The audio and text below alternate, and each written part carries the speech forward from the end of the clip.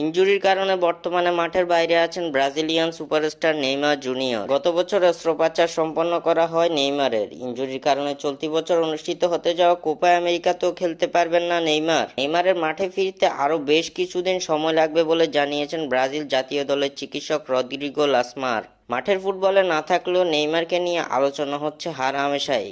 মাঠের বাইরে থেকে নিজেকে ভিন্ন কাজে ব্যস্ত রেখেছেন নেইমার জুনিয়র। সাধারণ কোনো কাজে নয়, মাঠের বাইরে থেকে মহৎ কাজ করে যাচ্ছেন ব্রাজিলিয়ান এই সুপারস্টার। বর্তমানে বন্যার কবলে পড়েছে ব্রাজিলের রিও দি গ্র্যান্ড সোলের বাসিন্দারা। বন্যার কবলে পড়ে পুরো এলাকা তলিয়ে গেছে পানির নিচে। নেইমার জুনিয়রের ইনস্টাগ্রামের এক পোস্টের মাধ্যমে জানা গেছে রিও গ্র্যান্ড দি সোলের বন্যা কবলিত মানুষের সাহায্যে এগিয়ে এসেছেন নেইমার। এই এলাকার মানুষের জন্য বিশাল পরিমাণের অনুদান পাঠিয়েছেন নেইমার। ব্রাজিলিয়ান সুপারস্টার নিজের ভেরিফাইড ইনস্টাগ্রামে দুটি ছবি পোস্ট করেছেন, যেখানে দেখা যাচ্ছে নিজের ব্যক্তিগত প্লেনে বিশাল পরিমাণে অনুদান পাঠিয়েছেন নেইমার। নেইমার জুনিয়র তার সেই পোস্টে জানিয়েছেন এটি কাউকে দেখানোর জন্য নয়, বরং উৎসাহ দেওয়ার জন্য এই পোস্ট।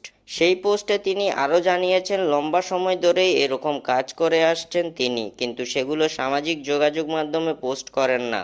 সকলের থেকে লুকিয়ে এমন মহৎ কাজে নিজেকে জড়িয়ে রেখেছেন নেইমার।